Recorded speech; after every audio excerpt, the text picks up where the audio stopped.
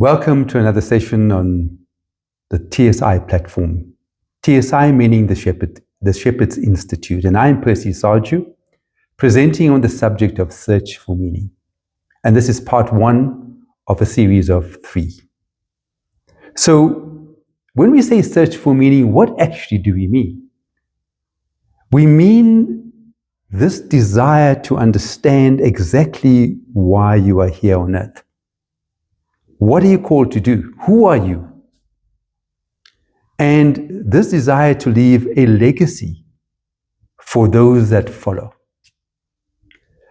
So at the very essence of this whole desire, which I believe all of us have, if you haven't had this desire, you will have it at some point. You will be asking the question of, what is this life about? But at the very core, at the very essence of this, is our search for a foundation. A foundation that is solid, a foundation that can withstand all challenges. A foundation that we know never changes. And that foundation is what we call the absolute truth. This that you can be sure will exist regardless of whether we are there or not. And this absolute truth must also lead us into answers that we desire or we are seeking in line with our search for meaning. And at the core is these issues that we are wanting to be addressed. Number 1, it's about purpose. Number 2, it's about vision. Number 3, it is about freedom. And number 4, it's about empowerment and fruitfulness. Number 5 is about belonging and unity. And number 6 is about resilience and the meaning to suffering. And number 7 is about presence and being, which is peace. And the last one, but not least, is about inner wholeness and healing. Now, let me just touch on those 8 pillars, in a sense, to the solid foundation, which is the absolute truth. We need answers, we need engagements in line with this particular subject, and the absolute truth must respond in a way that makes you and I equipped to deal with the search for meaning. So let's just talk about purpose for a second, or for a minute. So what is purpose? You've heard that many times, this issue on purpose. So the question is, what is purpose? Purpose must firstly define who you are and what you're called to do. It's about you, the being, and the doing. So it is your calling. It's this that you are designed to be and do. And if you think of it, there are 3 types of purposes. There's the purpose for the whole of humanity. There's the purpose for just a group of people, starting with the family, the few people. And then there's the purpose for the individual. Now, if you think of it, the purpose for the individual must align with the purpose for the group of people. And the group of people must align with the purpose for humanity. Then we have unity, and we have a purpose for all, and we all sort of walking in the same direction. So that's the purpose we are looking for. The purpose for yourself, for your family, or the group of people you're part of, and the purpose for humanity. Of course, very importantly, we've got vision. Now, vision is different to purpose. Sometimes we confuse these 2 things. Vision is your dream. It is this that you desire, this need you want to satisfy. This you want to achieve, this legacy you want to leave behind. And that vision is what we say is this that you are dreaming. Each one of us have got a dream.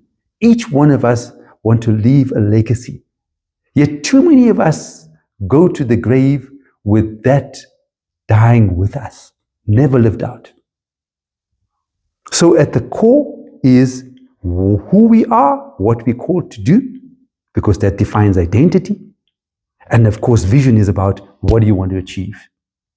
What is this you want to serve out? What need do you want to address that changes things for those around you and those behind you?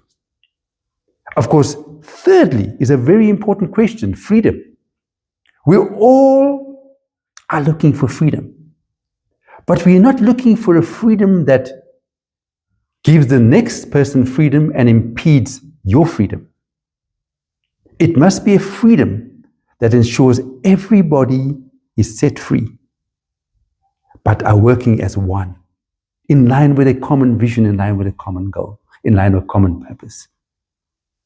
And this freedom is a freedom that ensures that everybody that is on this particular journey expresses themselves in a way that adds value to one another, in a way that pleases one another. So we're looking for this freedom.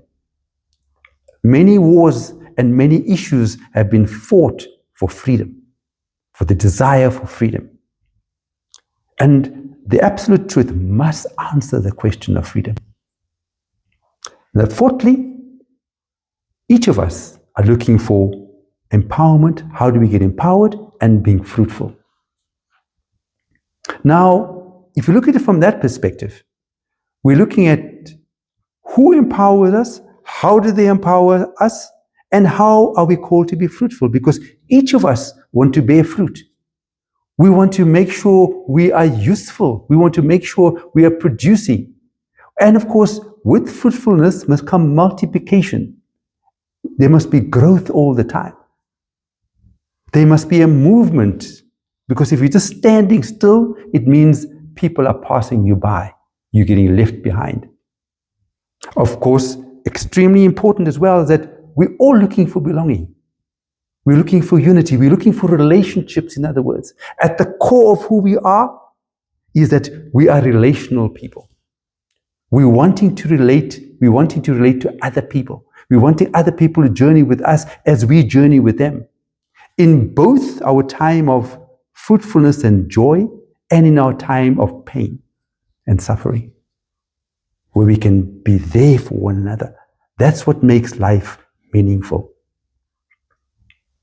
Of course, we're also looking at how to become more resilient.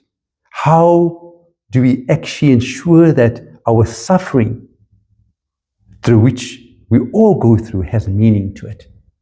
And when we go through this year, we go through with absolute certainty that we are victors at the end of the day.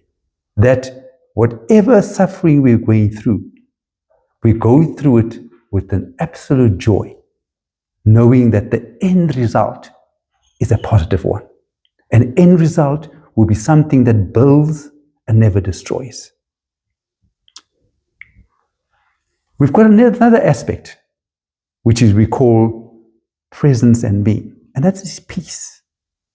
Because regardless of what the world throws at us, we need to have inner peace. Inner peace that everything is aligned. Everything will happen as it should happen. That what we hear, which is the noise on the outside, what we hear with our ears and see with our eyes, is not the most important thing. It is what is in us that must be lived out and experienced by others. And we must have the certainty that this will happen, regardless of what's going on around us, and having the peace during the storm and in the storm. And lastly, it's about inner wholeness and healing. Each one of us, it does not matter your background. You've been affected, as I have been affected, by our past and our present and our future. Now, that comes with something that says we, in a sense, are damaged. We are broken in some areas. Because Society has taught us things that are wrong. Sometimes even our family has engaged us and taught us things that are incorrect. The places we go to for what we call worship or religious practices, in many cases also teach us things that are not quite correct. So we're searching for this healing, this inner wholeness, that we set free from our bondages of our past, present, and future. And we're looking for this absolute freedom to express ourselves without the damaging result of the bondage we might have experienced, and be able to renew our minds, renew the way we think, the way we do, in line with this absolute truth that brings the wholeness, that brings the healing. So if you are seeking for that absolute truth, and you believe that your life is about a meaning deeper than what you're experiencing right now, or you want to formulate a journey for your life that's much deeper and meaningful, I believe it's time for us to engage. So our next session is about engaging truth in relation to the absolute truth, and understanding where that comes from and where that lies. May our journey together start and may continue into the times and times we're going to spend together, not only engaging the subject, but helping one another. Take care, and we hope to see you in the next session.